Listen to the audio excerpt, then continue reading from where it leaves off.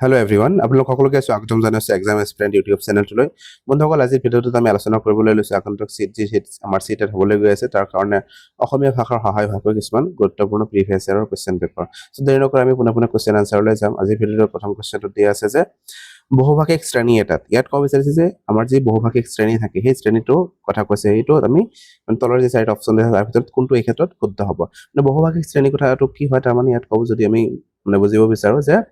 আমাৰ যি সাধাৰণতে শ্ৰেণী কোঠাবোৰ থাকে বা আমাৰ NEP 2020 NEP 2020 কি কৰিছে, মাল্টি লেংগুৱেজিজমৰ ক্ষেত্ৰত বহুত গুৰুত্ব আৰোপ কৰিছে। শিশুসকলে যেতিয়া শ্ৰেণী কোঠাত আহে বা প্ৰথমে তেওঁলোকৰ মাতৃভাষাটো আহৰণ কৰে আহৰণ কৰাৰ পিছত তেওঁলোকে যেতিয়া বিদ্যালয়লৈ যায়, বিদ্যালয়লৈ যোৱাৰ পিছত তেওঁলোকে কি কৰে,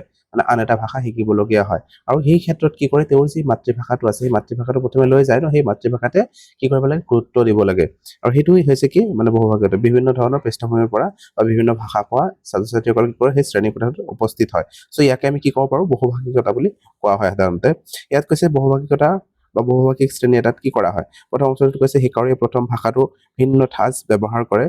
শিকাৰীয়ে কি কৰিব,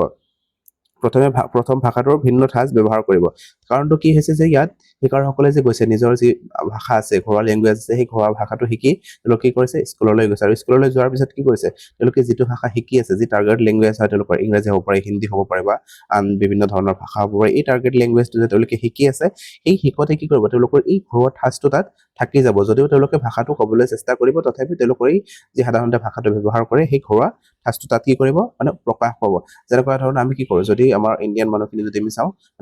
আমাৰতো ইণ্ডিয়ান কালচাৰ বা ইণ্ডিয়ান আমি থাকি অসমীয়া বা অসমত থাকিলে অসমীয়া বা ইণ্ডিয়াত থাকিলে হিন্দী বা বিভিন্ন ধৰণৰ ভাষা আমি ব্যৱহাৰ কৰোঁ ইংৰাজী ভাষাটো আমাৰ ইণ্ডিয়াৰ নহয়। চ' আমি যেতিয়া ইংৰাজী ভাষাটো আমি কি কৰোঁ, কওঁ বা ব্যৱহাৰ কৰিবলৈ চেষ্টা কৰোঁ, তেতিয়া এই আমাৰ যিটো ঘৰুৱা ঠাঁচ তাতেও আমি দেখা পাওঁ। চ' শিশুসকলৰ ক্ষেত্ৰত ছেমেই। ইয়াত যদি আমি চাব যাওঁ, অপশ্যন নম্বৰ 1টো এই ক্ষেত্ৰত শুদ্ধ হ'ব। বাকী অপশ্যনবোৰত কি কৈছে যে শিক্ষকে শিকাৰৰ ভাষাটো জানে। শিকাৰৰ ভাষাটো শিক্ষকে জানিব পাৰে বা নাজানিব পাৰে, সেইটো ডাঙৰ কথা নহয়। তেওঁলোকৰ পৰা শিকিব পাৰে, শিকি দুই এটা কথা কি কৰিব পাৰে, শ্ৰেণী কোঠাটোত ছাত্ৰ ছাত্ৰীসকলক উৎসাহিত কৰাৰ কাৰণে সেই ভাষাত ক'ব পাৰে, সেইটো বেলেগ কথা। কিন্তু ইয়াত এইটো অপশ্যন শুদ্ধ নহ'ব। তাৰপিছত কৈছে শিকাৰক বিভিন্ন ভাষাত শিক্ষাদান কৰা, শিকাৰক ইয়াত কি কৰা নহয়, বিভিন্ন ভাষাত শিক্ষাদান কৰা নহয়। তেওঁলোকৰ যি ঘৰুৱা ভাষা থাকে তাতে কি কৰা হয়, দুই এটা শব্দ আমি শিক্ষকসকলে কি কৰিব লাগে, ব্যৱহাৰ কৰিব লাগে। 4 নম্বৰ অপশ্যনত কৈছে প্ৰত্যেক শিকাৰীয়ে দুটাতকৈ বেছি ভাষা জানিব পাৰে। শিক্ষাৰ্থীসকলে এনেকুৱা নহয় যে প্ৰত্যেকেই জানিবই দুটা ভাষা, তেনেকুৱা নহয় যে দুটাতকৈ বেছি ভাষাও জানিব পাৰে, এইটো ডাঙৰ কথা নহয়। চ' এই ক্ষেত্ৰত যে আমি চাব যাওঁ, অপশ্যন নম্বৰ 1টোৱে ইয়াৰ শুদ্ধ উত্তৰ হ'ব। এতিয়া নেক্সট কুৱেশ্যনলৈ, কুৱেশ্যন নম্বৰ 2। কুৱেশ্যন নম্বৰ 2ত কৈছে যে একেবাৰতে ব্যাকৰণৰ সকলো সূত্ৰতে পাৰ্গত হোৱাতকৈ, কি কৈছে, তাৰপিছত চাওঁ আমি আগতে, ধাপে ধাপে পুনৰাবৃত্তিৰ জৰিয়তে ব্যাকৰণৰ ধাৰণাবোৰ শিকি আৰু সময়ত ধাৰণাবোৰ পুনৰ সবলীকৰণ কৰা, এই ধৰণেৰে শিকনটো হৈছে। ইয়াত ক'ব বিচাৰিছে যে একেবাৰতে আমাৰ যি ব্যাকৰণ আছে, ব্যাকৰণখিনি আমি একেবাৰতে সেইটো শিকিব নোৱাৰোঁ। প্ৰসংগ অনুসৰি আমি কি কৰিব লাগে, ব্যাকৰণবোৰ শিকিব লাগে। সাধাৰণতে যেতিয়া যি প্ৰসংগ ব্যাকৰণৰ যিটো প্ৰসংগ আহে, সেই প্ৰসংগত আমি পাঠত পঢ়ি যাওঁতে ব্যাকৰণখিনি শিকিব লাগে আচলতে। তেতিয়া আমাৰ কি হয়, শিশুসকল তাৰ প্ৰতি আকৃষ্ট হয়, বেছিকৈ বা মনত ৰাখিবলৈ তেওঁলোকে চেষ্টা কৰে। চ' সেইটোৱে কৈছে যে সাধাৰণতে আমি ব্যাকৰণৰ যিবোৰ সূত্ৰ থাকে সেইবোৰ একেবাৰতে আমি শিকিব নোৱাৰোঁ। আৰু একেবাৰতকৈ শিকাতকৈ কি কৰিছে, ধাপে ধাপে পুনৰাবৃত্তি কৰি, এটা বস্তু প্ৰথমে শিকিলোঁ, এটা ফৰ্মুলা শিকি সেইটো কি কৰিছোঁ, ধাপে ধাপে পুনৰাবৃত্তিৰ কথা কৈছে যে সেইটো আকৌ গভীৰভাৱে এইটো অধ্যয়ন কৰিছোঁ, ভালকে শিকিছোঁ, শিকাৰ পিছত বাৰে বাৰে এইটো পুনৰাবৃত্তি কৰিছোঁ, যাতে সেইটো আমি আকৌ পাহৰি নাযাওঁ। চ' এনেকুৱা ধৰণৰ শিকাৰ ক্ষেত্ৰত কি কৰিছে, গুৰুত্ব বেছি বুলি কৈছে। আৰু তেতিয়া আমাৰ কি হয়, ইয়াত চাব কি কৈছে, শিকা ভাল হয় আৰু ধাৰণাসমূহ পুনৰ সবলীকৰণ হয়। আমি ধাৰণাসমূহ কি কৰিব পাৰোঁ, এই যিটো শিকিছিলোঁ সেইটো আমি মনত ৰাখিবলৈ সুবিধা হয়, বা এইটো আমি বাৰে বাৰে কোৱাৰ ফলত আমি ভৱিষ্যতে এইটো পাহৰি নাযাওঁ, একেবাৰে ধুনীয়াকৈ হৈ যায় আমাৰ ভাষাটো শিকাটো। চ' সেইটো কৈছে এই ধৰণৰ যে শিকন আছে, এই শিকনটোক আমি কি বুলি ক'ব পাৰিম। ইয়াত যদি আমি চাব যাওঁ, প্ৰথম অপশ্যনটোত কৈছে যে পৰিস্থিতিজনিত। ইয়াত পৰিস্থিতিজনিত নহয়, চিটুৱেশ্যনেল নহয়। মই ক'লো নহয় আগতে যে ব্যাকৰণ শিকাৰ ক্ষেত্ৰত কি কৰিব পাৰোঁ, এই চিটুৱেশ্যনেল যি শব্দটো আছে বা পৰিস্থিতিজনিত এইটো ব্যৱহাৰ কৰিব পাৰোঁ। কাৰণটো হৈছে কি, যেতিয়া আমি ব্যাকৰণ শিকিম, ব্যাকৰণটো সাধাৰণতে পৰিস্থিতি যে পাঠ এটা পঢ়ি যাওঁতে ব্যাকৰণৰ যদি তেনেকুৱা পৰিস্থিতি আহে যে বিশেষণ শব্দ আহিছে কিছুমান, বা আন কিছুমান তেনেকুৱা ধৰণৰ ব্যাকৰণৰ পইণ্ট আহিছে, সেই পইণ্টবোৰ আমি পৰিস্থিতি অনুযায়ী শিক্ষাৰ্থীসকলে শিকাই যাব লাগে। চ' এইটো হ'ব নোৱাৰে। তাৰপিছত কৈছে চাৰ্কেল বা হৰ্পিল বা স্পাইৰেল। এই ক্ষেত্ৰত সাধাৰণতে কি হয়, স্পাইৰেল যিটো পদ্ধতি আছে সেইটো সাধাৰণতে কি হয়, আমি সাধাৰণতে কি কৰোঁ, এটা মানে এনেকুৱা ধৰণৰ লিনিয়াৰ ভাৱে নিশিকো আমি শিকোতে কি কৰো সদায় স্পাইৰেল এনেকুৱাকে শিকো মানে এদিন অলপ শিকিলো তাৰপিছত দিনা আৰু অলপ শিকিলো তাৰপিছত দিনা আৰু অলপ শিকিলো এনেকুৱাকে কি কৰো আমি স্পাইৰেল ভাৱে মানে শিকি থাকো আৰু এই যিটো স্পাইৰেলৰ যি ধাৰণা বা চাৰ্পিলৰ যি ধাৰণাটো আছিলে এই শব্দটো দিছিলে কোনে জেৰম ব্ৰুনাৰ নামৰ যি এজন ভাষা বিজ্ঞানী আছে তেওঁ দিছিলে এই মানে ধাৰণাটো আৰু এই ক্ষেত্ৰত কি কৰিছে শিকাৰসকলে এদিনতে শিকা নাই মানে লাহে লাহে তেওঁলোকে শিকি গৈ আছে বস্তুবোৰ আৰু সেইকাৰণে ইয়াক কি ক'ব পাৰো আমি চাৰ্পিল বুলি ক'ব পাৰো বা স্পাইৰেল বুলি ক'ব পাৰো এই ক্ষেত্ৰত এইটোৱে ইয়াৰ শুদ্ধ উত্তৰ হ'ব বাকী অপশ্যনবোৰ চাওঁ গঠনাত্মক ষ্ট্ৰাকচাৰেল মানে ষ্ট্ৰাকচাৰ বুলি ক'লে কি হ'ব যেতিয়া আমি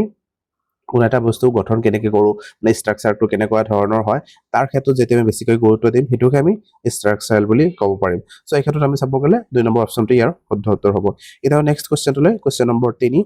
কোৱেশ্চন নম্বৰ 3 ত কৈছে পাঠ এটা পঢ়ি বুজি তাৰ পৰা তথ্য আহৰণ কৰাৰ লগতে পাঠটো ব্যাখ্যা কৰিব পৰা যি দক্ষতা এই দক্ষতাটোক আমি কি বুলি ক'ব পাৰো মানে আমি জানো আগতে পাইছো যে আমি যেতিয়া পাঠ এটা পঢ়ি যাওঁ অকল পঢ়ি যোৱাটোকে পঠন বুলি নবুজায় মানে আমি যেতিয়া পাঠ এটা পঢ়িম পঢ়াৰ লগে লগে তাত কেনেকুৱা ধৰণৰ মানে অৰ্থ বুজাব বিচাৰিছে বা কি প্ৰসংগত সেইটো ব্যৱহাৰ কৰিছে সেই প্ৰসংগখিনি বা সেই বস্তুখিনি আমি মানে বুজি পাই যাব লাগিব আৰু তেতিয়া আমি তাক কি বুলি ক'ম মানে পঠন বুলি ক'ব পাৰিম আৰু ইয়াতে হেতুৱে কৈছে যে পাঠ এটা পঢ়ি আমি কি কৰিছো পঢ়ি গৈছো ধুনীয়াকৈ বুজি পাইছো আৰু তথ্য আহৰণ কৰাৰ লগতে পাঠটো ব্যাখ্যা আমি পিছলৈ কি কৰিব লাগিব মানে কৰিব পাৰিব লাগিব প্ৰথমে পাঠটো পঢ়িছো ধুনীয়াকৈ বুজিছো বুজাৰ লগতে তাৰ পিছত যদি কোনোবাই মোক সুধিছে সেই পাঠটোত কি আছে এটো ধুনীয়াকৈ ব্যাখ্যাও কৰিব পাৰিছে এই যেটো পঠন দক্ষতা এই দক্ষতাটোক আমি কি বুলি ক'ব পাৰো ইয়াত কৈছে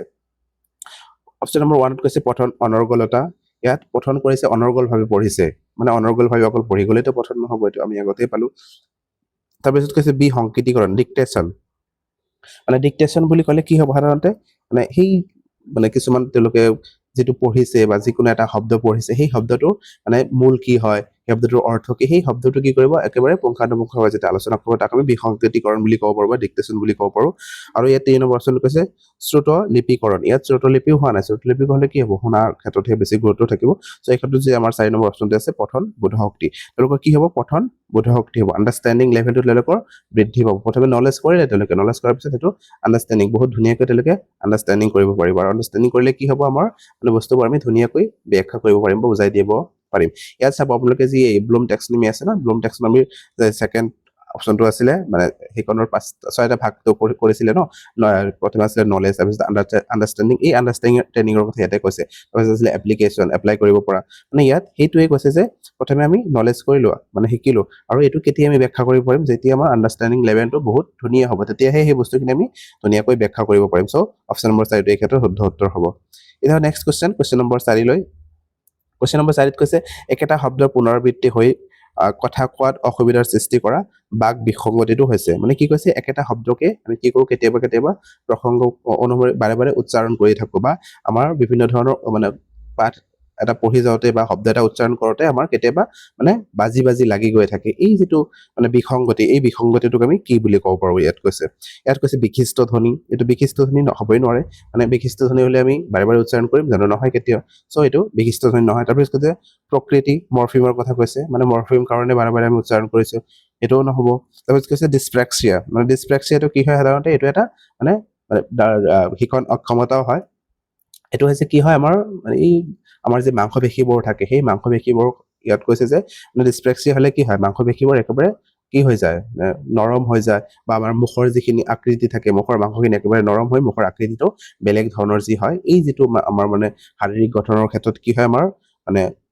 অবয়ৱটো বেলেগ ধৰণৰ হৈছে এই যেটো ডিসএবিলিটিজ আছে তাকে আমি কি বুলি ক'ব পাৰো ডিসপ্ৰেক্সিয়া বুলি ক'ব পাৰো আৰু ইয়াত যি আমাক কৈছে যে আমি এটা পাঠ পঢ়িছো বা এটা কথা কৈছো কওঁতে কি কৰিছে এটা শব্দ বাৰে উচ্চাৰণ কৰি গৈছো এটো মানে কি হ'ব সাধাৰণতে শুনোৱা বা আমি কওঁ সাধাৰণতে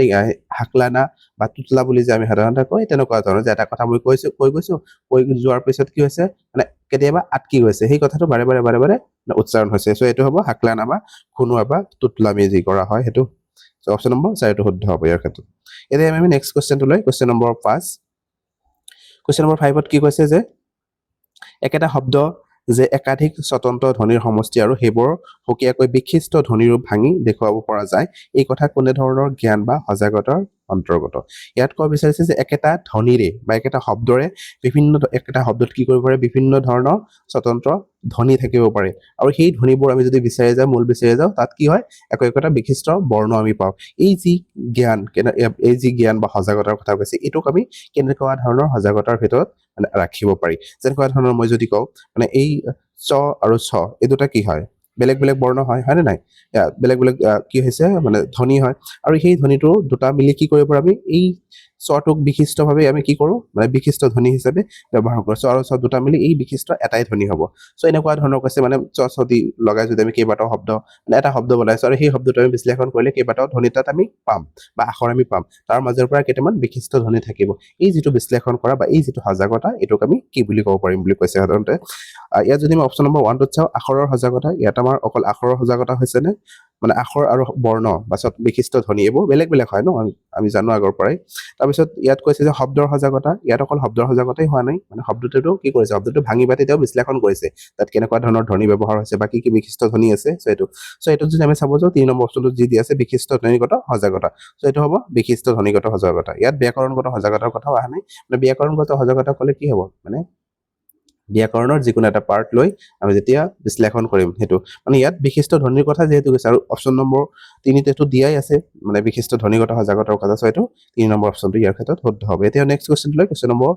6 কুৱেশ্যন নম্বৰ 6 কৈছে ঐকান্তিক পঠন ইন্টেনসিভ ৰিডিং হৈছে মানে ইন্টেনসিভ ৰিডিং কি হয় সাধাৰণতে আমি এইটো আগতে জানিব লাগিব ঐকান্তিক পঠন মানে ঐকান্তিক পঠন এটোকে আমি ক'ব পাৰি যেতিয়া আমি কোনো এটা পাঠ পঢ়ি যাম পঢ়ি যাওঁতে কি কৰিম পুংখানুপুংখভাৱে পাঠটো বিস্তৃতভাৱে মানে আমি কি কৰিম বিস্তৃতভাৱেতো পঢ়িমেই কিন্তু পুংখানুপুংখভাৱে আমি সেইটো অধ্যয়ন কৰিম যেনেকুৱা ধৰণৰ মানে এটা শব্দ তাত আমি অধ্যয়ন কৰিম সেই শব্দটোত কি ক'ব বিচাৰিছে কি অৰ্থ আছে বা এইটো কি শব্দ ব্যাকৰণটো কি মানে তাত ব্যৱহাৰ কৰা আছে এনেকুৱা ধৰণৰ যেতিয়া আমি একেবাৰে বিশ্লেষণ কৰিম পুংখানুপুংখভাৱে শাব্দিক অৰ্থবোৰ আমি কি কৰি যাম মানে সেই শব্দটোত কি ক'ব বিচাৰিছে তাৰ আক্ষৰিক অৰ্থবোৰ কি হয় যেতিয়া আমি বিশ্লেষণ কৰিম তাকে আমি কি বুলি ক'ব পাৰিম ঐকান্তিক পঠন বুলি ক'ব পাৰিম চ' এই ক্ষেত্ৰত আমি অপশ্যনবোৰ চাম এতিয়া প্ৰথম অপশ্যনটোত কৈছে শিক্ষকে নিজৰ আনন্দৰ কাৰণে কৰা পঠন মানে ইয়াত কি কৰিছে শিক্ষাৰ্থীসকলে নিজৰ আনন্দ লাভৰ কাৰণে এইটো পঠন কৰিছে মানে এইটো আমি যদি চাব যাওঁ ঐকান্তিক পঠন নহয় এইটো মানে বিস্তৃত পঠনৰ এটা ভাগ হ'ব মানে বিস্তৃত পঠনৰ এটা কি হ'ব লক্ষণ হ'ব যে ইন্টেনসিভ ৰিডিং নহয় এক্সটেনসিভ ৰিডিঙৰ এইটো কি হ'ব এক্সটেনসিভ ৰিডিং কি হয় যে আমি যেতিয়া এটা পাঠ পঢ়ো আমি বিস্তৃতভাৱে পঢ়ো ঠিকেই কিন্তু তাত মূল কথাটো কি মূল ধাৰণাটো আমি জানিবৰ কাৰণে পাঠ কৰোঁ আৰু আমি এইটো পঢ়ি কি কৰিব পাৰোঁ আনন্দ উপভোগ কৰোঁ আৰু সেইটোৱে মানে ইয়াত কৈছে যে আমি যেতিয়া শিক্ষাৰ্থীয়ে নিজৰ আনন্দৰ কাৰণে কৰা পঠন এইটো আমি মানে ঐকান্তিক পঠনৰ ভিতৰত নধৰি কি ধৰিব পাৰিম মানে বিস্তৃত পঠনৰ ভিতৰত ধৰিব পাৰিম অপশ্যন নম্বৰ 2ত কৈছে যে লিখিত সামগ্ৰীৰ বিসংকেতিকৰণৰ কাৰণে কৰা অতিৰিক্ত পঠন ইয়াত অতিৰিক্ত পঠনো হোৱা নাই আমাৰ অতিৰিক্ত পঠন হোৱা নাই ইয়াত নিশ্চয় মানে ঐকান্তিক পঠন মানে অতিৰিক্ত পঠন বুলি আমি ক'ব নোৱাৰিম 3 নম্বৰত কৈছে পঢ়া পাঠটোৰ আক্ষৰিক অৰ্থ নিৰ্ণয় কৰাৰ উদ্দেশ্যৰে কৰা পঠন এইটোৱে হ'ব ইয়াৰ ক্ষেত্ৰত শুদ্ধ যে আমি যেটো পঢ়িছো এই পাঠটো কিয় পঢ়িছো মানে একেবাৰে বিস্তৃতভাৱে অধ্যয়ন কৰিবৰ কাৰণে বা আক্ষৰিক অৰ্থ কি হয় সেই গোটেইখিনি আমি মানে অধ্যয়ন কৰিবৰ কাৰণে কি কৰা হয় এই এনে ধৰণৰ ঐকান্তিক পঠন একেবাৰে নিবিড়ভাৱে পাঠ কৰা হয় চ' এই ক্ষেত্ৰত 3 নম্বৰ অপশ্যনটো ইয়াৰ শুদ্ধ উত্তৰ হ'ব 4 নম্বৰ অপশ্যনটো কৈছে নিজৰ ইচ্ছা অনুসৰি শিক্ষাৰ্থীয়ে বিচাৰি লৈ কৰা পঠন এইটোও নহ'ব চ' এতিয়া আমি নেক্সট কুৱেশ্যনটো লৈ যাম কুৱেশ্যন নম্বৰ 7 কুৱেশ্যন নম্বৰ 7ত কৈছে যে বিষয়বস্তুতকৈ বাক্যৰ গঠনত অধিক গুৰুত্ব দিয়া পদ্ধতিটো হৈছে মানে ইয়াত কৈছে যে আমি এটা বিষয় লৈ পঢ়িছো কিন্তু বিষয়বস্তুটো আমি ইমান গুৰুত্ব দিয়া নাই বিষয়বস্তুটোত গুৰুত্ব দিয়াতকৈ কি কৰিছো আমি এই যি গঠন আছে বাক্যবোৰ কেনেকুৱা ধৰণৰ গঠন হৈছে বা শব্দটোত কি বৰ্ণ লৈ এই শব্দটো গঠন হৈছে তাৰ অৰ্থবোৰ কি হয় এনেকুৱা ধৰণে কি কৰিছো মানে গঠনক অধিক গুৰুত্ব দিয়া হৈছে আৰু এই পদ্ধতিটোক আমি কি বুলি ক'ব পাৰিম ইয়াত প্ৰথম মানে কৈছে যোগাযোগমূলক ভাষা শিক্ষণ পদ্ধতি যোগাযোগমূলক ভাষা শিক্ষণ পদ্ধতি ইয়াত ব্যৱহাৰ হোৱা নাই যোগাযোগমূলক ভাষা শিক্ষণ পদ্ধতি কি হ'ব যেতিয়া আমি কি কৰিম আমাৰ মনৰ যিখিনি ভাৱ আছে মনৰ কথাখিনি আমি আন এজনৰ আগত প্ৰকাশ কৰিম বা তেওঁ কি কৰিব আকৌ আমাক ৰিপ্লাই দিব আমাৰ মনৰ কথাখিনি তেওঁক কৈছে আৰু তেওঁ কি কৰিছে ৰিপ্লাই দি গৈছে আমাৰ এইটো কি কৰিছে যোগাযোগ কৰিছে ন এইটো যোগাযোগমূলক ভাষা শিক্ষণ মানে আমি তেনেকুৱাকৈ ভাষা শিকিব পাৰোঁ সেইটো এই ক্ষেত্ৰত নহ'ব তাৰপিছত কৈছে ব্যাকৰণ অনুবাদ পদ্ধতি ইয়াত ব্যাকৰণ অনুবাদ পদ্ধতিও নহয় যে ব্যাকৰণ অনুবাদ পদ্ধতি সাধাৰণতে কি হয় যে যেতিয়া আমি কোনো এটা ভাষা শিকি আছো আমাৰ যি টাৰ্গেট লেংগুৱেজ থাকে সেই টাৰ্গেট লেংগুৱেজ কি কৰিছে আমি প্ৰথমে নিজৰ মাতৃভাষাত মানে অনুবাদ কৈছো মানে বস্তুটো তাৰ পিছত সেই ভাষাটোলৈ নিৰ্দিষ্ট ভাষাটোলৈ ট্ৰান্সলেট কৰি গৈছো এইটো হ'ব ব্যাকৰণ অনুবাদ পদ্ধতি আৰু ইয়াত 3 নম্বৰ অপশ্যন দি আছে গঠনাত্মক অভিগমন এই ক্ষেত্ৰত গঠনাত্মক অভিগমনটোৱে ইয়াৰ শুদ্ধ উত্তৰ হ'ব মানে গঠনাত্মক কি হয় ষ্ট্ৰাকচাৰাল মানে ষ্ট্ৰাকচাৰে আমি বিচাৰি গৈছো ন ইয়াত কৈছে বাক্যৰ গঠনৰ ক্ষেত্ৰত বহুত গুৰুত্ব দিয়া হৈছে সো এই ক্ষেত্ৰত গঠনাত্মক অভিগমনটোৱে শুদ্ধ হ'ব এতিয়া নেক্সট কোৱেশ্চনলৈ কোৱেশ্চন নম্বৰ 8 কোৱেশ্চন নম্বৰ 8ত কি কৈছে কোৱেশ্চন নম্বৰ 8ত কি কৰা আছে মানে এটা উক্তি আৰু এটা যুক্তি দিয়া আছে এতিয়া আমি চাম উক্তিটো শুদ্ধ হয় নে যুক্তিটো শুদ্ধ হয় নে নাই শিক্ষণ প্ৰক্ৰিয়াটোত নিদানমূলক বা উপচাৰাত্মক শিক্ষণ এক অবিচ্ছেদ্য অংগ এইটো হয় মানে আমি যি শিক্ষণ যি পদ্ধতি আছে আমাৰ সেই প্ৰক্ৰিয়াটোত নিদানমূলক বা উপচাৰাত্মক শিক্ষণ এক অবিচ্ছেদ্য অংগ বুলি কৈছে তাৰ কাৰণটো কি মানে আমি এটা শ্ৰেণী কোঠাত গৈছো যোৱাৰ পিছত কি কৰিছে আমি এটা কবিতা পঢ়াইছো বা কোনোবা এটা পাঠ আমি ধুনীয়াকৈ বুজাই দিছো বুজাই দিয়াৰ পিছত কি হৈছে তেনেকুৱা ধৰণৰ কিছুমান ছাত্ৰ ছাত্ৰী থাকিব পাৰে বা পিছপৰা শ্ৰেণীৰ তেনেকুৱা ধৰণৰ ছাত্ৰ ছাত্ৰী থাকিব পাৰে বা তেওঁলোকৰ মানে ইমান মনোযোগ দিয়ে মানে নিদিয়াৰ ফলতো হ'ব পাৰে তেনেকুৱা ধৰণৰ যে তেওঁলোকে কি কৰিব পৰা নাই বস্তুখিনি ধুনীয়াকৈ বুজি পোৱা মানে অসুবিধা হৈছে তেওঁলোকৰ বুজি পোৱা নাই সেই যিখিনি ষ্টুডেণ্ট আছে সেই ছাত্ৰ ছাত্ৰীসকলে কি কৰিব পাৰিম আমি মানে নিৰ্দিষ্টভাৱে তেওঁলোকক বাছি উলিয়াব পাৰিম ডায়েগনষ্টিক টেষ্ট এটা কৰি তেওঁলোকক নিদানমূলক পৰীক্ষা এটা কৰি বাছি উলিয়াব পাৰিম আৰু তাৰপিছত তেওঁলোকক কি কৰিব পাৰিম আমি ৰেমিডিয়েল টিচিং দিব পাৰিম আৰু এইটো কৈছে কি আমাৰ মানে নিদান বা উপচাৰাত্মক শিক্ষণৰ এক অবিচ্ছেদ্য অংগ হয় এইটো সঁচা কথা শিক্ষণ প্ৰক্ৰিয়াটো এটা কি হয় আমাৰ মানে উপচাৰাত্মক শিক্ষণৰ এক অবিচ্ছেদ্য অংগ বুলি আমি ক'ব পাৰিম এইটো শুদ্ধ পজিটিভ হয় এইটো তাৰপিছত কৈছে যুক্তিটোত কৈছে ভালদৰে নিশিকা বা নুবুজা ভাষা সামগ্ৰীবোৰ নিদানমূলক পৰীক্ষণত পুনৰ শিকোৱা হয় ইয়াত কৈছে যে ভালদৰে যিখিনি ষ্টুডেণ্টে নিশিকিলে তেওঁলোকে বুজি নাপালে এই ষ্টুডেণ্টখিনিৰ কি হয় পিছলৈ গৈ এই আমাৰ যি নিদানমূলক শিক্ষণ আছে সেই শিক্ষণত পুনৰ তেওঁলোকক শিকোৱা হয় চ' এই ক্ষেত্ৰত এইটো শুদ্ধ নহয় তাৰ কাৰণটো কি যে এই যে তেওঁলোকে বুজি নাপালে বুজি নোপোৱাৰ ফলত আমি কি কৰিছো ডায়েগনষ্টিক টেষ্ট কৰিছো বা নিদানমূলক পৰীক্ষা কৰিছো ইয়াত নিদানমূলক মানে পৰীক্ষা কৰি আমি বস্তুটো ধৰাহে পেলাইছো যে তেওঁ বুজি পাইছে বা বুজি পোৱা নাই কিন্তু ইয়াত কৈছে নিদানমূলক শিক্ষণৰ জৰিয়তে আমি শিকাও কিন্তু নিদানমূলক শিক্ষণৰ জৰিয়তে আমি কেতিয়াও নিশিকাও এইটোৰ জৰিয়তে আমি পৰীক্ষাহে কৰি চাওঁ তাৰ পিছত আমি কি কৰো উপচাৰাত্মক শিক্ষা দিওঁ বা ৰেমিডিয়েল টিচিং দিওঁ আৰু তাৰ জৰিয়তে কি কৰা হয় এইটো মানে শিকোৱা হয় ধুনীয়াকৈ বুজাই দিয়া হয় চ' এই ক্ষেত্ৰত আমি যদি চাব যাওঁ উক্তিটো শুদ্ধ হয় আৰু যুক্তিটো অশুদ্ধ হয় ইয়াত যি প্ৰথম 3 নম্বৰ অপশ্যনটো দিয়া আছে যে উক্তি শুদ্ধ যুক্তি অশুদ্ধ এইটো হ'ব ইয়াৰ শুদ্ধ উত্তৰ এতিয়া আমি নেক্সট কুৱেশ্যনটোলৈ কুৱেশ্যন নম্বৰ 9 কুৱেশ্যন নম্বৰ 9ত কৈছে পাঠ্যপুথিত গল্প কবিতা নাটক আদি থাকে বিভিন্ন ধৰণৰ কি থাকে আমাৰ যি এটা পাঠ্যপুথি ডিজাইন কৰা হয় তাত বিভিন্ন ধৰণৰ গল্প থাকিব নাটক থাকিব চুটি গল্প থাকিব এনেকুৱা ধৰণৰ পাঠ্য ডিজাইন কৰা হয় এনে বিষয়বোৰ পাঠ্যপুথিৰ অন্তৰ্গত কৰা উচিত আৰু কৈছে যে এনে ধৰণৰ বিষয়বস্তু কি কৰা হয় পাঠ্যপুথিত অন্তৰ্ভুক্ত কৰা উচিত কাৰণটো কি এইটো আমাক সুধিছে প্ৰথম অপশ্যনটোত কৈছে বিশ্বাসযোগ্য আৰু লগতে স্বাভাৱিক ভাষাত লিখা হয় মানে এই যিবোৰ নাটক বা গল্প বা উপন্যাস থাকে বা কবিতা থাকে এইবোৰ কি হয় সাধাৰণতে মানে বিশ্বাসযোগ্য হয় আৰু তেওঁলোকৰ মানে ভাষাবোৰ কি হয় সাধাৰণ স্বাভাৱিক ভাষা হয় ছাত্ৰ ছাত্ৰীসকলে ধুনীয়াকৈ বুজিব পাৰে সেইকাৰণে আমি এইটো অন্তৰ্ভুক্ত কৰোঁ এইটো শুদ্ধই হয় চাওঁ আৰু বাকী অপশ্যনবোৰত কি দিয়া আছে শুদ্ধ থাকিব পাৰে ইয়াতকৈ ধুনীয়া অপশ্যন থাকিব পাৰে 2 নম্বৰত কৈছে পাঠ্যপুথিৰ কাৰণেই লিখা হয় মানে এইবোৰ পাঠ্যপুথিৰ কাৰণে লিখা হয় তেনেকুৱা ধৰণৰ কথা নাই লিখকে কেতিয়াও এইটো নাভাবে যে মই এইটো 9ৰ ক্লাছত অন্তৰ্ভুক্ত কৰা হ'ব সেইকাৰণে তেওঁলোকে নিলিখে তেওঁলোকৰ নিজৰ মনৰ ভাৱ যেনেকুৱা ধৰণৰ তেওঁলোকৰ চিন্তা কৰে সেই চিন্তাবোৰ কি কৰে লিখনিৰ জৰিয়তে প্ৰকাশ কৰি যায় সেইটো কেতিয়াও তেওঁলোকে নাভাবে তাৰপিছত বিখ্যাত লেখকৰ দ্বাৰা লিখা হয় মানে বিখ্যাত লেখকৰ দ্বাৰা লিখা হয় কাৰণে এইটোক আমি শ্ৰেণীকোঠাত অন্তৰ্ভুক্ত কৰিব লাগে তাৰপিছত সহজ ভাষাত লিখা হয় মানে অকল সহজ ভাষাত লিখিলেই নহ'ব বস্তুখিনি আমাৰ বিশ্বাসযোগ্য হ'ব লাগিব আৰু মানে স্বাভাৱিক ভাষাত হ'ব লাগিব তেতিয়াহে আমি কি কৰিম এইটো অন্তৰ্ভুক্ত কৰিম চ' এই ক্ষেত্ৰত 1 নম্বৰ অপশ্যনটোৱে শুদ্ধ হ'ব এতিয়া নেক্সট কুৱেশ্যনটোলৈ কুৱেশ্যন নম্বৰ 10 কুৱেশ্যন নম্বৰ 10ত কৈছে ছপা সমৃদ্ধ ভাষা পৰিৱেশ সৃষ্টিৰ কাৰণে তলৰ কোনটো কৰা উচিত ইয়াত কৈছে প্ৰিণ্ট ৰিষ্ট যি এনভাইৰনমেণ্ট থাকে সেই প্ৰিণ্ট ৰিষ্ট এনভাইৰনমেণ্টৰ ক্ষেত্ৰত মানে পৰিৱেশ সৃষ্টিৰ কাৰণে সেই পৰিৱেশ আমি কেনেকৈ সৃষ্টি কৰিব পাৰোঁ তাৰ কাৰণে কি হয় তলত কেইটামান উক্তি দি আছে তাৰ ভিতৰত কোনটো শুদ্ধ হ'ব বা কোনটো কৰা উচিত বুলি কৈছে সাধাৰণতে কি হয় ছপা সমৃদ্ধ ভাষা পৰিৱেশ বুলি আমি ক'লে কাক বুজিম বা প্ৰিণ্ট ৰিষ্ট এনভাইৰনমেণ্ট বুলি ক'লে আমি কি বুজিম যেতিয়া আমি চাব বিভিন্ন ৰাস্তাত যেতিয়া গৈ থাকোঁতে কি কৰোঁ বিভিন্ন ধৰণৰ পোষ্টাৰ হল্ডিং বা দোকানৰ চাইডত কিবা লিখি দিয়া এনেকুৱা ধৰণৰ বিভিন্ন লিখনি আমি দেখা পাওঁ নে নাই এইবোৰে হৈছে কি আমাৰ প্ৰিণ্ট ৰিষ্ট এনভাইৰনমেণ্ট প্ৰিণ্ট কৰা আছে নে নাই প্ৰিণ্ট কৰি ৰাস্তাত মাৰি দিয়া হৈছে বা কেতিয়াবা গাড়ীৰ পিছফালে দেখা পাওঁ বা গাড়ীৰ আগফালে দেখা পাওঁ এনেকুৱা ধৰণৰ বিভিন্ন ধৰণৰ যি লিখনি থাকে সেই লিখনিবোৰকে কি এই লিখনিবোৰ যাওঁতে ৰাস্তা দি যাওঁতে এইবোৰ পঢ়োঁ আমাৰ চকুত পৰে আৰু এইটোৱে আমাক কি কৰে ভাষা শিকাৰ ক্ষেত্ৰত যথেষ্ট পৰিমাণে সহায় কৰে মানে সেইসকলক যথেষ্ট পৰিমাণে সহায় কৰে আৰু সেইকাৰণে এই যি প্ৰিণ্ট ৰিষ্ট এনভাইৰনমেণ্ট আছে বা ছপা সমৃদ্ধ পৰিৱেশ আছে এইখিনিৰ ওপৰত কি কৰা হয় মানে ছাত্ৰ ছাত্ৰীক ভাষা শিকাৰ ক্ষেত্ৰত বহুত প্ৰভাৱ পেলায় কাৰণে সেইখিনি বহুত মানে ভাল বুলি গণ্য কৰা হয় চ' এই ক্ষেত্ৰত আমাৰ কোনটো কৰা উচিত বা কোনটো ভাল বুলি কৈছে শ্ৰেণীকোঠাত আমি কেনেকৈ সেইবোৰ মানে বৃদ্ধি কৰিব পাৰি ইয়াৰ প্ৰথম অপশ্যনটোত কৈছে যে বস্তুবোৰৰ নাম লিখি শ্ৰেণীকোঠাত আঁৰি থোৱা 2 নম্বৰ অপশ্যন কৈছে শিক্ষাৰ্থীৰ বস্তুবোৰৰ নাম নিজৰ নিজৰ ভাষাত ক'বলৈ দিয়া ইয়াত ক'বলৈ দিলে নহ'ব ইয়াত প্ৰিণ্ট ৰেজ মানে প্ৰিণ্ট কৰা থাকিব লাগিব মুদ্ৰিত থাকিব লাগিব তেতিয়াহে আমি ক'ব পাৰিম 3 নম্বৰ অপশ্যনটোত কৈছে তলৰ ভাষান্তৰণকৰণ বা সংলাপ লিখি থকা চিনেমা চাবলৈ দিয়া মানে চিনেমা চাবলৈ দিলে এইটো নহ'ব মানে ভাষাটো কেনেকৈ দেখাব মুদ্ৰিত হ'ব লাগিব ন তাৰপিছত কৈছে প্ৰতিটো শ্ৰেণী কোঠাতে প্ৰিণ্টাৰৰ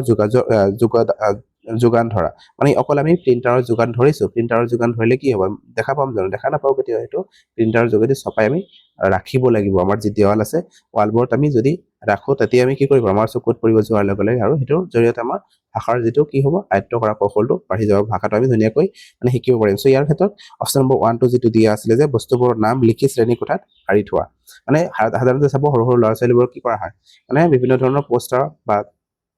আৰ্ট কৰা তেনেকুৱা ধৰণৰ A B C D এনেকুৱা ধৰণৰ কি থাকে হল্ডিং থাকে সেইটো মানে ক্লাছৰুমত আঁৰি থোৱা হয় আৰু তাৰ যোগেদি কি হয় ছাত্ৰ ছাত্ৰীসকলে ধুনীয়াকৈ বস্তুবোৰ মানে শিকিব পাৰে মনত ৰাখিব পাৰে আৰু সেইকাৰণে মানে ইয়াত ৰখা হয় আৰু এইটোকে আমি প্ৰিণ্টলেছ এনভাইৰনমেণ্ট বা ছপা সমৃদ্ধ ভাষা পৰিৱেশ বুলি ক'ব পাৰোঁ এতিয়া নেক্সট কুৱেশ্যনটো লৈ কুৱেশ্যন নম্বৰ 11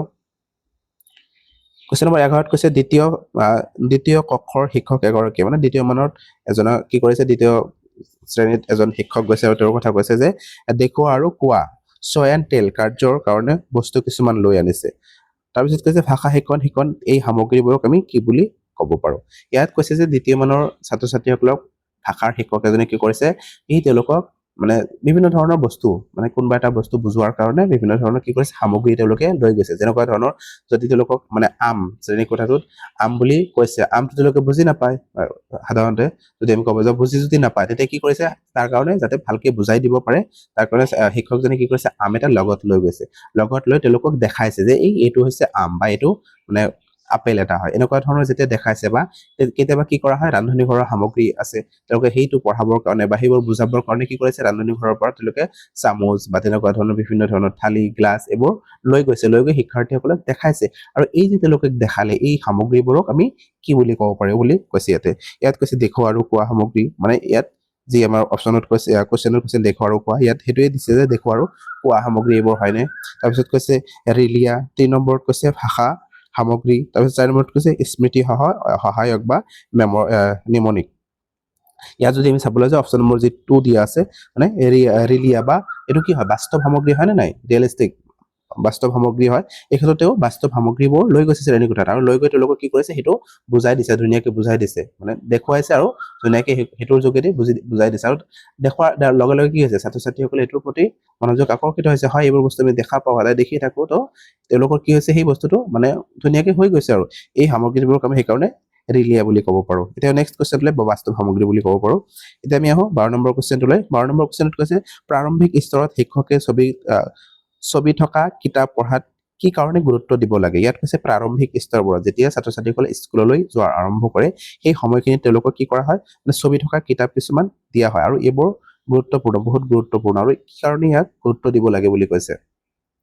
ইয়াত যদি অপশ্যনবোৰ চাওঁ আমি প্ৰথম অপশ্যনত কৈছে যে ছবি চাই শিশুৱে আমোদ পায় কাৰণে মানে ছবি চাই শিশুসকলে কি সাধাৰণতে আমোদ পায় হয় এইটো শুদ্ধ হয় তেওঁলোকে আমোদ পায় কিন্তু আমাক ইয়াত যিটো সুধিছে কুৱেশ্যনটোত সেইটো আমি চাব লাগিব তাৰপিছত কৈছে যে কিতাপত থকা ছবিবোৰ চাই শিশুৱে তেনে ছবি আঁকিবলৈ উৎসাহিত হ'বৰ কাৰণে মানে কিতাপত যিবোৰ বিভিন্ন ধৰণৰ ছবি থাকে সেই ছবিবোৰ চাই শিক্ষাৰ্থীসকলে কি কৰিব সেই ছবিবোৰ অংকন কৰিবৰ কাৰণে নিজেও উৎসাহিত হ'ব এইটোও সঁচা হয় তাৰপিছত কৈছে যে ছবিৰ অন্তৰ্ভুক্তিয়ে ছবিবোৰ বুজাত আৰু ব্যাখ্যা কৰাত সহায় কৰে কাৰণে তাৰপিছত 4 নম্বৰত কৈছে শিশুৱে বিভিন্ন ৰঙৰ সৈতে পৰিচয় কৰোৱাৰ কাৰণে মানে ছবিবোৰৰ জৰিয়তে শিশুসকলে কি কৰিব পাৰে ৰঙৰ বিষয়ে তেওঁলোকৰ ধাৰণা মনত আহিব পাৰে কিন্তু ইয়াত যি বাকী অপশ্যনবোৰ দিয়া আছে যে আমোদ পোৱাৰ কাৰণে বা ছবি আঁকাৰ কাৰণে বা তেওঁলোকে কি কৰা মানে এই ৰংবোৰ চিনি পোৱাৰ কাৰণে এইবোৰ হয় সঁচা হয় কিন্তু এই যিটো আমাক ইয়াত সুধিছে বেষ্ট অপশ্যনটো আমাক লাগে ন ইয়াত আমি যদি 3 নম্বৰ অপশ্যনটোত চাওঁ যে ছবিৰ অন্তৰ্ভুক্তিয়ে ছবিবোৰত বুজাত আৰু ব্যাখ্যা কৰাত সহায় কৰে কাৰণে মানে তেওঁলোকক যেতিয়া বিভিন্ন ধৰণৰ কিতাপত ছবি দিয়া হৈছে এই ছবিবোৰৰ জৰিয়তে তেওঁলোকৰ কি হ'ব সৃষ্টিশীল ক্ষমতা বৃদ্ধি পাব সেই ছবিবোৰ তেওঁলোকে কানেক্ট কৰি এটা কাহিনী বনাব আৰু সেইকাৰণে কি কৰা হয় যাতে তেওঁলোকৰ সৃষ্টিশীল ক্ষমতা বৃদ্ধি হয় বা তেওঁলোকে ধুনীয়াকৈ এই ছবিখনৰ জৰিয়তে কি কৰিব যদি কিতাপ পঢ়িব নাজানে তথাপিও কি হ'ব পাৰে এই ছবিখিনিৰ জৰিয়তে তেওঁলোকে কানেক্ট কৰি তেওঁলোকে কাহিনীটো ধুনীয়াকৈ বুজি পাব পাৰে আৰু সেইকাৰণে কি কৰা হয় মানে এই ছবিবোৰ প্ৰাথমিক যি শ্ৰেণীকোঠা থাকে তাত মানে কিতাপবোৰত দিয়া হয় চ' এইটোৱে ইয়াৰ মূল উদ্দেশ্য এতিয়া আমাৰ নেক্সট কুৱেশ্যনটোলৈ কুৱেশ্যন নম্বৰ 13 কুৱেশ্যন নম্বৰ 13 কৈছে শিকাৰৰ কামবোৰ যেনে আখৰৰ নমুনা চিত্ৰাংকন সাধু আদি শিক্ষকে এটা ফল্ডাৰত থৈ গৈছে আৰু পাছত সেইবোৰ মূল্যায়ন কৰিছে এই মূল্যায়নক আমি কি বুলি ক'ব পাৰিম যে শিকাৰো কি হয় সাধাৰণতে ছাত্ৰ ছাত্ৰীসকলক একজন ছাত্ৰ ছাত্ৰীৰ কি কৰা হয় বিভিন্ন ধৰণৰ তেওঁৰ কাম কাজ তেওঁ কি কাম কৰিছে মানে যিখিনি তেওঁলোকে ভাল কাম কৰিছে বা তেওঁলোকে পৰীক্ষাৰ ৰিজাল্ট কেনেকুৱা কৰিলে বা বাকি যিবোৰ এক্টিভিটি আছে সেই এক্টিভিটিবোৰত তেওঁলোকে কিমান অংশগ্ৰহণ কৰিলে বা চিত্ৰাংকন কৰিব পাৰে নে নাই মানে স্কুলত সাধাৰণতে অভাৰঅল যি এটা মানে পৰিৱেশ থাকে সেই পৰিৱেশটোত মানে তেওঁলোকে কিমান পাৰ্গত কিমান ধুনীয়াকে কৰিলে এই বস্তুখিনি কি কৰা হয় এটা ফল্ডাৰত বা এটা ফাইলৰ ভিতৰত কি কৰা হয় ভৰাই থোৱা হয় তেওঁলোকক মূল্যায়ন কৰাৰ কাৰণে আৰু বছৰৰ আগতে কি কৰা হয় সেইটোৰে তেওঁলোক মূল্যায়ন কৰা হয় এই যিটো মূল্যায়ন কাৰ্য এই মূল্যায়নটোক আমি মানে কোনটোৰ ভিতৰত ধৰিব পাৰোঁ ইয়াত কৈছে চুটি ঘটনাৰ নথি ইয়াত চুটি ঘটনাৰ নথি বুলি আমি ক'ব পাৰোঁ নে তাৰপিছত কৈছে পত্ৰাধাৰ বা পৰ্টফলিঅ' 3 নম্বৰত কৈছে নিৰীক্ষণ সঁজুলি 4 নম্বৰত কৈছে পাঠ্যক্ৰম পৰিমাপন ইয়াত আমি কি কৰিছোঁ অকল পাঠ্যক্ৰমৰ পৰিমাপন কৰা নাই ইয়াত তেওঁলোকৰ মানে এটা বছৰত কি কাম কৰিলে তেওঁলোকে কি বস্তুত পাৰ্টিচিপেট কৰিলে কি প্ৰাইজ পালে বা তেওঁলোকে পঢ়া শুনাত কিমান ভাল বা তেওঁলোকে এক্সট্ৰা কাৰিকুলাৰ এক্টিভিটি যিবোৰ আছে তাত মানে কেনেকুৱা প্ৰদৰ্শন দেখুৱালে এই গোটেইখিনি আমি কি কৰোঁ তাত অধ্যয়ন কৰা হৈছে সেইটোৱে কৈছে ন চ' ইয়াত যদি আমি চাব যাওঁ এই যি ফাইলটো আছে বা এই যিটো ফল্ডাৰ আছে সেই ফল্ডাৰক আমি পত্ৰাধাৰ বা পৰ্টফলিঅ' বুলি ক'ব পাৰিম পৰ্টফলিঅ' মানেই তেনেকুৱা ধৰণৰ মানে তেওঁ কি কৰিব গোটেই বছৰটোত কি কৰিলে মানে সেই গোটেইখিনি তাত লিপিবদ্ধ কৰা থাকিব আৰু সেইকাৰণে কি কৰা হয় ইয়াক পত্ৰধাৰ বা পৰ্টফলিঅ' বুলি আমি ক'ব পাৰোঁ এতিয়া নেক্সট কুৱেশ্যনটোলৈ কুৱেশ্যন নম্বৰ 14 কুৱেশ্যন নম্বৰ 14ত কি কৈছে ভাষা শ্ৰেণী এটাৰ ক্ষেত্ৰত তলৰ কোনটো প্ৰশংসনীয় মানে ভাষাৰ সাধাৰণতে কি কৰা হয় ভাষা পঢ়ি আছো ন সেইকাৰণে কি হয় ভাষাৰ কথাই বেছিকৈ কয় ভাষাৰ কি হৈছে এটা শ্ৰেণীকোঠা আছে তাত কোনটো কাম প্ৰশংসনীয় কোনটো কামক আমি প্ৰশংসা কৰিব পাৰোঁ বুলি কৈছে ইয়াতে প্ৰথম অপশ্যনত দি আছে যে শ্ৰেণীকোঠাত যিকোনো পূৰ্ব জ্ঞান লৈ যিকোনো সামাজিক সাংস্কৃতিক পটভূমিৰ পৰা অহা সকলো ছাত্ৰ ছাত্ৰীয়ে আদৃত অনুভৱ কৰে এইটো যদি আমি চাওঁ এইটো শুদ্ধ হয় মানে শ্ৰেণীকোঠাত কি কৰা হয় ছাত্ৰ ছাত্ৰীসকলে যেতিয়া যায় সাধাৰণতে যোৱাৰ পিছত কি হয় তেওঁলোকৰ এটা পূৰ্ব ধাৰণা এটা লৈ যায় বা পূৰ্ব জ্ঞান তেওঁলোকে এটা থাকে আৰু সেই ধাৰণা লৈ যায় কি কৰে তেওঁলোকে যিকোনো সামাজিক সাংস্কৃতিক পটভূমিৰ পৰা অহা মানে তেওঁলোকে বিভিন্ন ধৰণৰ সামাজিক আৰু সাংস্কৃতিক পটভূমিৰ পৰা আহিব পাৰে মানে তাৰ পৰা আহি কি কৰিব পাৰে তাত প্ৰদৰ্শন কৰিব পাৰে আৰু সকলো ছাত্ৰ ছাত্ৰীয়ে আদৃত অনুভৱ কৰে আৰু তাত গৈ কি কৰে মানে আদৃত অনুভৱ কৰে নাই তেওঁলোকৰ যি ভাষা আছে বা তেওঁলোকৰ যি সংস্কৃতি আছে এই ইয়াত যে বহুভাষিকতাৰ আমি কথা পালো ন অলপ আগতে মানে সেই তেনেকুৱা ধৰণৰ এটা বহুভাষিকতাৰ সৃষ্টি কৰিছে তাত আৰু সেই তেনেকুৱা ধৰণৰ কৰতে কি কৰিব লাগিব এই শিক্ষক বা তাত যি টিচাৰবোৰ থাকিব তেওঁলোকে কি কৰিব এই তেওঁলোকৰ ভাষাক বহুত পৰিমাণে গুৰুত্ব দিব লাগিব বা তেওঁলোকৰ মানে ভাষা দুই এটা ক'বলৈ চেষ্টা কৰিব লাগিব চ' তেনেকুৱা ধৰণৰ কৰিলে আমি কি হ'ম এই যি শ্ৰেণীকোঠাটো আছে মানে শ্ৰেণীকোঠাটো বহুত ধুনীয়াকে পৰিচালনা হ'ব তেওঁলোকে পঢ়াৰ প্ৰতি বা শিকাৰ প্ৰতি আগ্ৰহ এটা জানিব সেইটোৱে কৈছে যে পূৰ্ব জ্ঞান লৈ আহে আৰু সামাজিক সাংস্কৃতিক পটভূমিৰ পৰা অহা ছাত্ৰ ছাত্ৰীসকলক বহুত আদৰ অনুভৱ কৰে তেওঁলোকে এইটো ইয়াৰ ক্ষেত্ৰত শুদ্ধ হ'ব তাৰপিছত চাওঁ বাকী অপশ্যনত কি কৈছে ইংৰাজীত যিসকল ছাত্ৰ ছাত্ৰী ভাল তেওঁলোকৰ শ্ৰেণীটোৰ আন ছাত্ৰ ছাত্ৰীসকলৰ আদৰ্শ হয় মানে ইংৰাজী কি কৰিছে শ্ৰেণীকোঠাটোত যিসকল ছাত্ৰ ছাত্ৰীয়ে ইংৰাজী ভাল জানে তেওঁলোক বাকী ষ্টুডেণ্টবোৰ আদৰ্শ বুলি কৈছে এইটো হ'ব নোৱাৰে কেতিয়াও তাৰপিছত আজি 3 নম্বৰত কৈছে শ্ৰেণীকক্ষত নিজৰ মাতৃভাষা ব্যৱহাৰ নকৰিবলৈ কঠোৰ নিৰ্দেশ দিয়ে এইটোতো হ'বই নোৱাৰে মানে ক্লাছ 8 লৈকে আমি মাতৃভাষাতে পঢ়াব লাগিব এইটো NEP 2020 এইটো নিৰ্দেশনা হয় গাইডলাইন হয় যে ক্লাছ মানে যেতিয়ালৈকে তেওঁ স্কুললৈ গৈছে LKG নাৰ্চাৰী UKGৰ পৰা মানে ক্লাছ 8 লৈকে মাতৃভাষাত শিক্ষা দিয়াটো বাধ্যতামূলক হয় চ' এইটো হ'ব নোৱাৰে 4 নম্বৰ অপশ্যন কৈছে অনুকূল পৰিৱেশ বা পটভূমি ছাত্ৰ ছাত্ৰীয়ে যাতে অধিক কষ্ট কৰিব পাৰে তাৰ ধ্যান ৰখা তেওঁলোকক কষ্ট কৰিবৰ কাৰণে স্কুলত দিয়া নাই তেওঁলোকে যাতে শিকিব পাৰে ধুনীয়াকে তাৰ কাৰণে স্কুলত দিছে চ' এই ক্ষেত্ৰত এইবোৰ অপশ্যন শুদ্ধ নহয় অপশ্যন নম্বৰ 1 টো ইয়াৰ শুদ্ধ উত্তৰ হ'ব এতিয়া নেক্সট কুৱেশ্যনটোলৈ কুৱেশ্যন নম্বৰ 15 অৰ্থাৎ আজিৰ ভিডিঅ'টোৰ শেষৰটো কুৱেশ্যন ইয়াত কৈছে তলত উল্লেখ কৰা কেইটাৰ ভিতৰত কোনটো ঊৰ্ধ্বমুখী অভিগমৰ মানে ভিত্তি ইয়াত কৈছে যে বটম আপ যি এপ্ৰ'চ আছে ভাষা শিকাৰ ক্ষেত্ৰত দুটা এপ্ৰ'চ আছে বা পাঠ এটা পঢ়াৰ ক্ষেত্ৰত দুটা এপ্ৰ'চ আমি সাধাৰণতে পাওঁ এটা হৈছে মানে ঊৰ্ধ্বমুখী পদ্ধতি আৰু এটা হৈছে অধমুখী পদ্ধতি ইয়াত কৈছে ঊৰ্ধ্বমুখী পদ্ধতিটো কি হয় আমি আগতে চাব লাগিব বটম আপ যি এপ্ৰ'চ আছে এইটো কি হয় ন সাধাৰণতে কি কৰা হয় আমি যেতিয়া এটা পাঠ পঢ়োঁ যেতিয়া এটা বস্তু পঢ়াৰ লগে লগে কি কৰোঁ আমি প্ৰথমে মানে কি হয় আখৰবোৰ লগ লগাই শব্দ গঠন কৰা হয় কেনেকুৱা ধৰণৰ আখৰ লগ লগাই শব্দ গঠন কৰি আছে এইটো চোৱা যাব মানে প্ৰথম ক্ষুদ্ৰ অংশৰ পৰা আমি ডাঙৰ অংশলৈ গুচি যাম এইটোকে আমি ঊৰ্ধ্বমুখী পদ্ধতি যেনে আখৰবোৰৰ কথা ক'লো তাৰপিছত সেই আখৰবোৰ লগ লগাই শব্দটোৰ অৰ্থ কি প্ৰসংগত আমি শব্দবোৰ ব্যৱহাৰ কৰিব পাৰোঁ এনেকুৱা ধৰণৰ তেওঁলোকে চাব আৰু তাৰপিছত কি কৰিব বাক্যলৈ আহিব বাক্যটো পঢ়িব বাক্যটোৰ অৰ্থ বুজিব আৰু তাৰপিছতহে কি কৰিব পেৰাগ্ৰাফলৈ আহিব বা মূল কথাখিনি কি আছে তালৈ আহিব সেইটোকে আমি কি বুলি ক'ব পাৰোঁ বটম আপ বা ঊৰ্ধ্বমুখী পদ্ধতি বুলি ক'ব পাৰোঁ আৰু এটা আছে অধমুখী বা টপ ডাউন পদ্ধতি মানে টপ ডাউন পদ্ধতিটো কি হয় যে যেতিয়া আমি মানে মূল পাঠটো আগতে মানে সামগ্ৰিকভাৱে চাম মানে তাৰ মানে মূল ভাৱটো কি হয় সাৰাংশটো কি হয় সেইখিনি চাম তাৰপিছত আমি কি কৰিম লাহে লাহে তলৰ পৰা আহিম যে পেৰেগ্ৰাফ চাম তাৰপিছত পেৰেগ্ৰাফত কি বুজাব বিচাৰিছে তাৰপিছত আমি এটা বাক্য চাম তাৰপিছত এটা শব্দ চাম তাৰপিছত আমি ধ্বনিবোৰ মানে চাম তেনেকুৱা ধৰণৰ ওপৰৰ পৰা তললৈ আহিলে তাক মানে কি কৰা হয় অধমুখী পদ্ধতি আৰু তলৰ পৰা ওপৰলৈ গ'লে তাক ঊৰ্ধ্বমুখী বা বটম আপ বুলি ক'ব পাৰোঁ সো ইয়াত আমাক বটম আপটোই সুধিছে বা ঊৰ্ধ্বমুখীটোও সুধিছে ইয়াত চাওঁ অপশ্যন কেইটাত কি দিছে যে প্ৰথমে কবিতা আৰু সাধুৰে আৰম্ভ কৰি তাৰ পাছত বৰ্ণমালা শিকা এইটো মানে কি হয় বটম আপৰ নহয় টপ ডাউন এপ্ৰ'চৰ মানে উদাহৰণ হয় যে প্ৰথমে কি কৰিব সি কৰে সাধুৰ আৰম্ভ কৰিব তাৰ পাছতে কি কৰিব সাধুটো মানে কমপ্লিট বুজিব কি ক'ব বিচাৰিছে তাৰ পিছতে কি কৰিব বৰ্ণমালাৰ আহিব বা বৰ্ণমালা শিকিব বুলি কৈছে ইয়াতে তাৰপিছত কৈছে ২ নম্বৰ অপশ্যনটো বাৰ্তাৰ বিসংকেতিকৰণৰ কাৰণে ধ্বনিৰ পৰা শব্দ তাৰপিছত দফা আদিলৈ আগবঢ়া এইটোৱে ইয়াৰ ক্ষেত্ৰত শুদ্ধ হ'ব প্ৰথমে কি কৰিম বাৰ্তাটো পোৱাৰ কাৰণে বা সাংকেতিকৰণ কৰিম আমি প্ৰথমে ধ্বনিবোৰ চাম তাৰপিছত শব্দবোৰ চাম তাৰপিছত দফাবোৰ চাম তাৰপিছত আমি সেই সামগ্ৰিকভাৱে অৰ্থটো চাম চ' এই ক্ষেত্ৰত এইটোৱে ইয়াৰ শুদ্ধ হ'ব ৩ নম্বৰ অপশ্যনত কি কৈছে চাওঁ এতিয়া অৰ্থৰ উদ্ধাৰৰ কাৰণে শিকাৰুৱে নিজৰ পূৰ্বজ্ঞান ব্যৱহাৰ কৰা মানে আমি অৰ্থৰ উদ্ধাৰৰ কাৰণে পূৰ্বজ্ঞান ব্যৱহাৰ মানে এই যে আমাৰ মানে বটম আপ এপ্ৰ'চ আছে টপ ডাউন এপ্ৰ'চ আছে সেইটোত আমি ব্যৱহাৰ কৰোঁ তো ৪ নম্বৰ অপশ্যনটো কৈছে শিক্ষকে সম্পূৰ্ণ ভাষা অভিগমত গুৰুত্ব দিয়ে এইটো নহয় চ' অপশ্যন নম্বৰ যিটো দিয়া আছে এইটো ইয়াৰ শুদ্ধ উত্তৰ হ'ব চ' বন্ধু বান্ধৱীসকল আজিৰ ভিডিঅ'টোত এই 15টা কুৱেশ্যন আলোচনা কৰি যদি ভিডিঅ'টো ভাল পায় লাইক আৰু শ্বেয়াৰ কৰিবলৈ নাপাহৰিব আৰু এতিয়াও যদি আমাৰ চেনেলটো ছাবস্ক্ৰাইব কৰা নাই ছাবস্ক্ৰাইব কৰি কাষতে থকা বেল আইকনটো দবাই ৰাখিব মানে এনেকুৱা ধৰণৰ নতুন নতুন ভিডিঅ' পাবলৈ চ' ভিডিঅ'টো শেষলৈ চোৱাৰ বাবে ধন্যবাদ